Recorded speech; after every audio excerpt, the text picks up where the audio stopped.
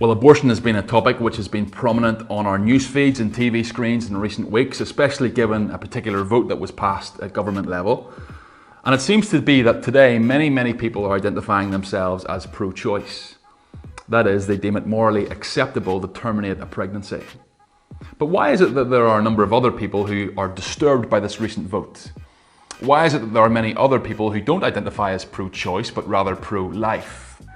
Why is it that there are many people who deem it morally unacceptable to terminate a pregnancy at any stage? It's important to note that this is not just a position held by Christians. There are many other people who identify as pro-life who have no religious affiliation whatsoever. But the crux of the issue is this. Here's the key question we need to wrestle with. When does human life begin? Because we all accept that to end a human life is morally wrong. And so the key question is this: when does human life begin? Because after that point, it's always morally unacceptable to end that life. One argument that you might make is that human life begins after birth and when the first breath is taken. And so a baby, the whole time it's in its mother's womb, is dependent on its mother and is borrowing oxygen from its mother. And so until it takes its first breath, it's not really a human life.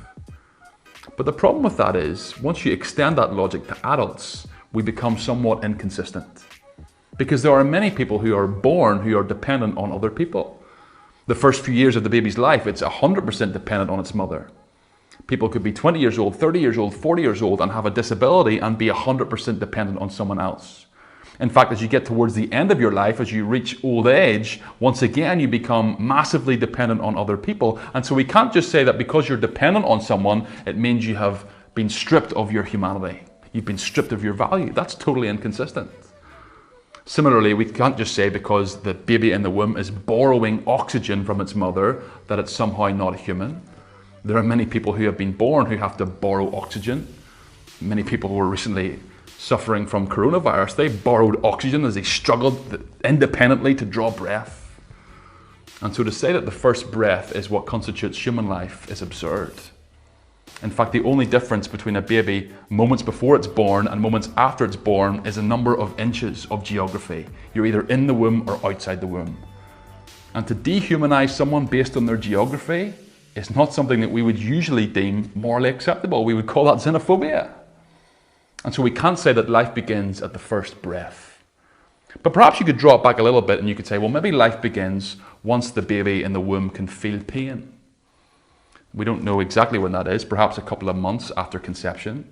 And perhaps some would say, until the baby can feel pain, it's fine to terminate the pregnancy.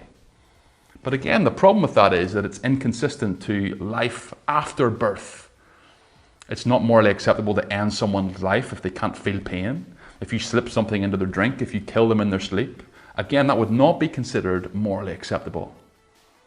But what if you pulled it back a little bit further? Maybe you could say, well, life only begins after about 28 days or so whenever there's a detectable heartbeat in the womb.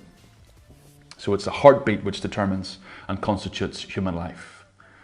Again, the problem with this is it's an inconsistent argument because people who are born who are maybe older in age maybe can't have a functioning heart in and of their own accord. There are many people who have pacemakers in or have other medical conditions whereby they need their heart medically helped.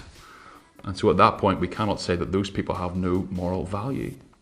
And so the problem with all these arguments is this: whatever line you draw, we become inconsistent whenever we apply the same logic to life outside the womb. And so we really believe that the most consistent and logical argument is to say that life begins at conception. That's when a new DNA is formed, that's when a whole new genetic code is made, and that's the most consistent logic as to when life begins. And so as we think about all the other complicated issues that are surrounded with the question of whether or not abortion is viable, our starting point should always be that that baby in the womb is a human life. It does have moral value. I realise that there are many complicated questions around this topic. Questions about what about instances of rape? What about, for example, if someone's had an abortion and they regret it? These are issues that we look at in our podcast that we did with Grace a couple of months ago. So I'd really encourage you to watch that and engage in a lengthier discussion on this topic. Just visit our YouTube channel, type in Let's Talk Abortion and hear a little bit more about this really, really important topic.